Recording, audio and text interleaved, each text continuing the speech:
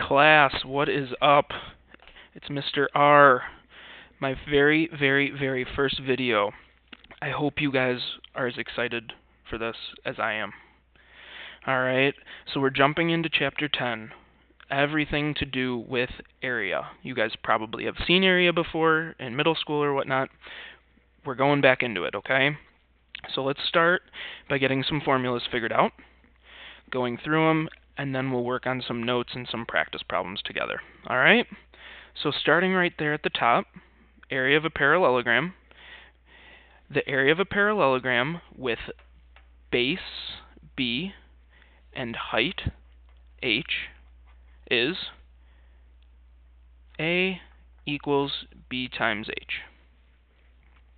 Alright, things that are super important, and I know this is a note just for parallelogram, but it'll turn out to be like this quite a bit.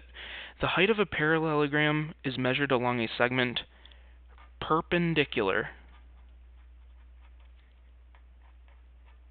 to a line containing the base. Now this idea of perpendicularity, it's going to come up again. So for example, the next one, area of a triangle, same type of idea. Please notice right here, the height is perpendicular to the base.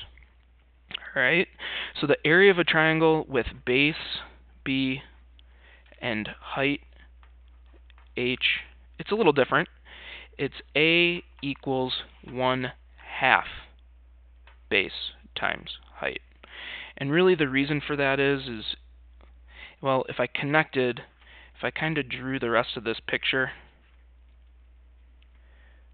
I really just made that a rectangle and I got rid of half.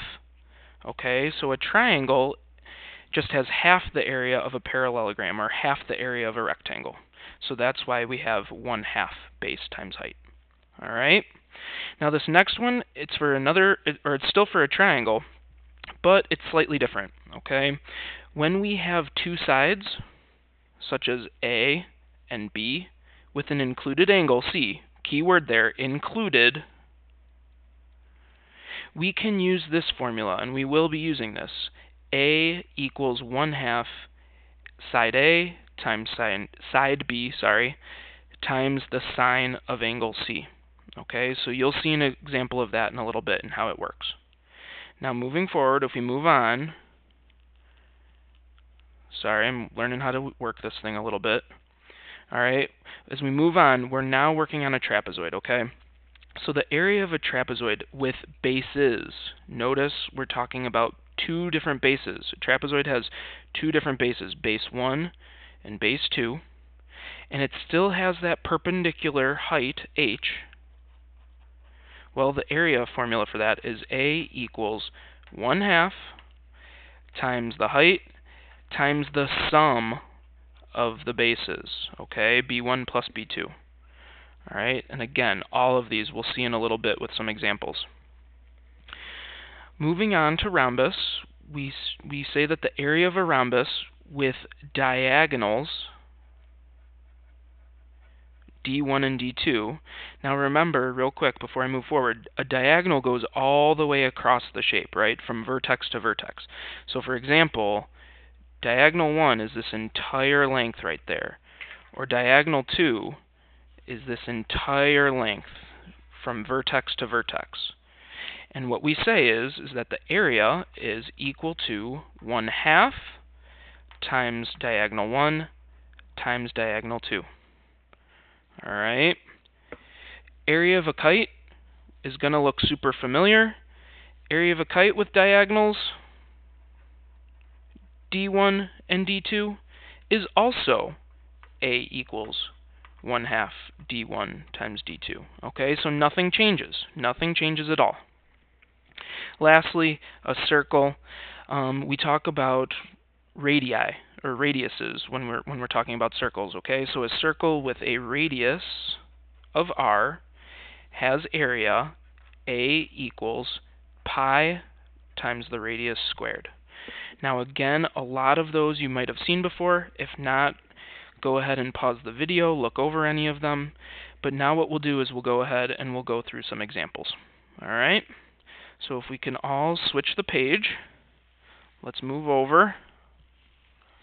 Sorry, again, still learning how to do this a little bit, sorry. Alright, so something like number 1, and for any of these problems actually, guys, the first thing you have to do is you have to recognize the shape. Okay, so clearly when we look at number 1, we're seeing a triangle, which means I'm going to write out my triangle area formula. 1/2 base times height. All you're really going to do, guys, is plug everything in.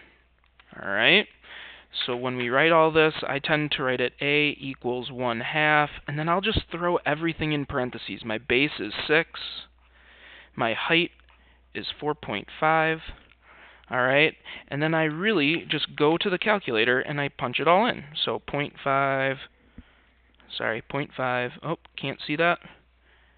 Alright, you'll have to trust me on this. 0.5 times 6 times 4.5, I got that the area is equal to 13.5. Okay, so we come back up, we write 13.5, and what we need to remember is, 1, we're working with yards, but also we have to remember that area is always measured in square units. Okay, so in this case, we're going to have yards squared. Cool? Easy enough? I hope so. Alright, the next one we look, I'm looking at a trapezoid here. Hopefully we all agree. So now we rewrite our formula for a trapezoid as A equals 1/2 times the height times base 1 plus base 2. Alright, the sum base 1 plus base 2. When I plug everything in, A equals 1/2. My height is 5.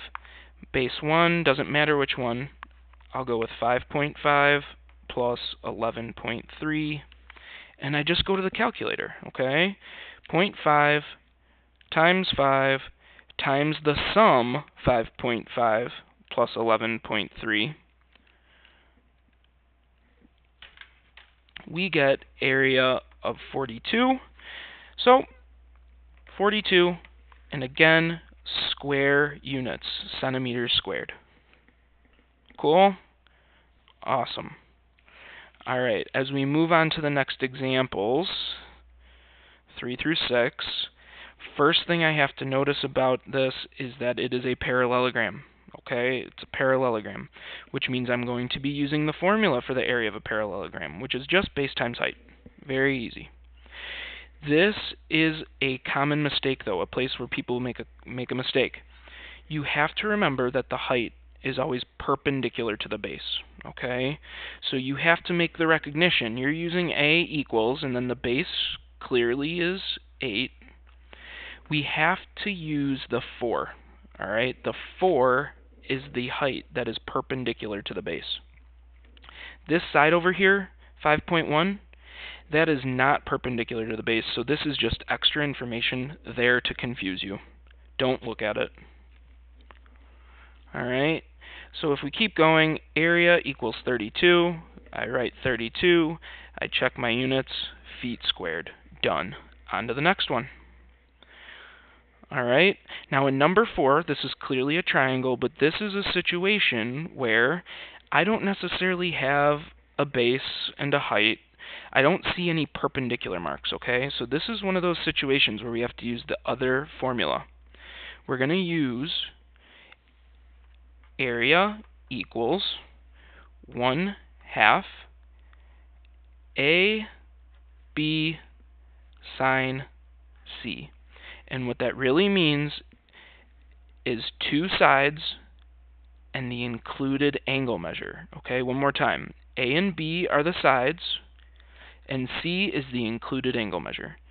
So really, again, it's just going to be plugging in. It's just a little goofy looking. We have 1/2 times 8, because 8 is one side.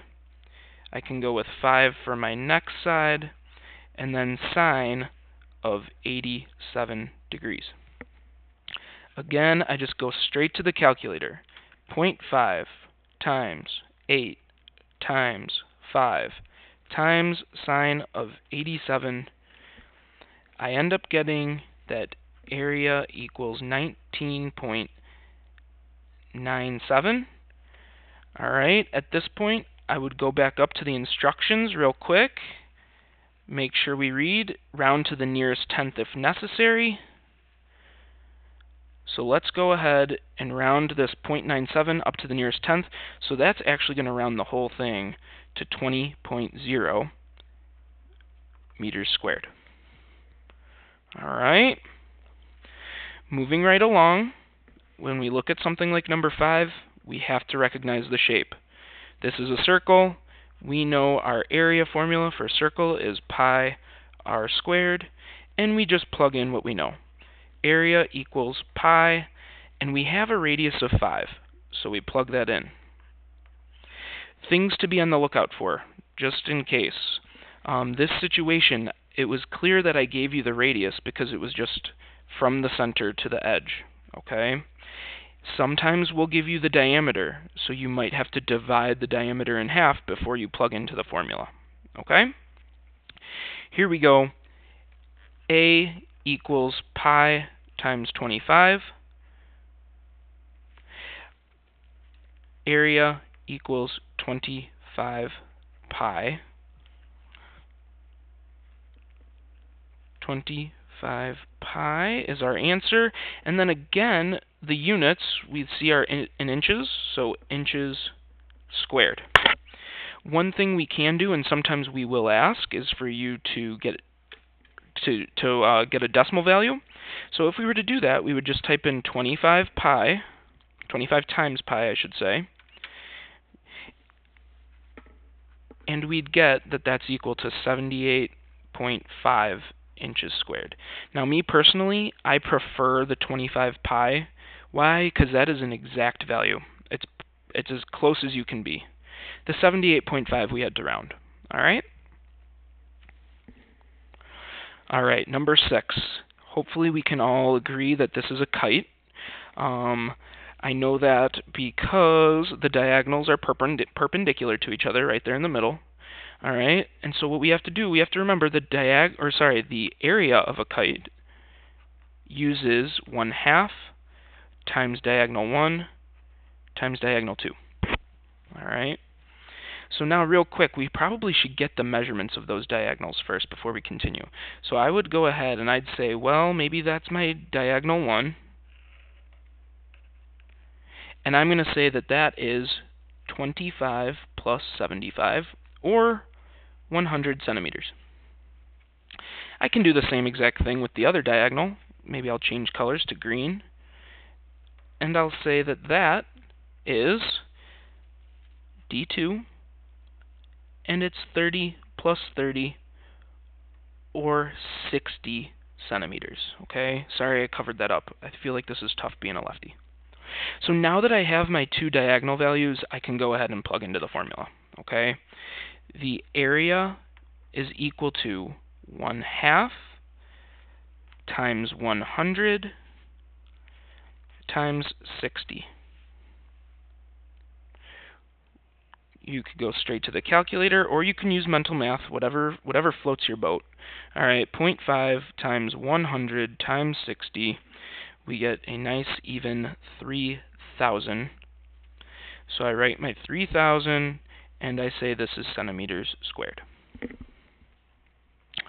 All right, not too bad so far, I hope.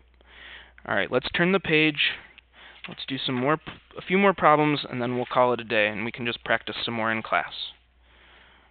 All right, so if we look up at the top of the page, we have another trapezoid. I write my formula, 1/2 times the height times the sum of the bases. I plug in what I have. A equals 1/2. Remember, please remember, the height is always perpendicular to the bases. So my height is not the 7.4. It is the 5. Bases, doesn't matter the order. You're adding them up the same regardless of the order. 1/2 times 5 times 4.5 plus 9.9. So let's see, 0.5 times 5 times 4.5 plus 9.9. And I get 36. A equals 36. Go up to the line. 36 miles squared. Now to finish up, there's a couple of more problems.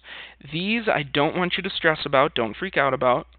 What I need you guys to think about, though, is basically what the shape is, what the given shape is, which we see as a parallelogram, and what the formula is to find the area of that shape. So we know that a parallelogram uses the formula A equals BH. The only thing that's different here, guys, is I'm given an area, right? I give you an area, I give you a height, which means we do not have the base. This is what we're looking for. So I'm going to plug everything else in, and hopefully we'll see 28 equals, oh, I don't have the base. I do have that the height is 56. Well, guys, what is this? B times 56. To get B alone, all I'm going to do is reverse that calculation. I'm going to divide by 56 on both sides. So 28 divided by 56 tells me that my base is equal to 0.5 yards. Why is it yards? Well, the length of the base, that is a length.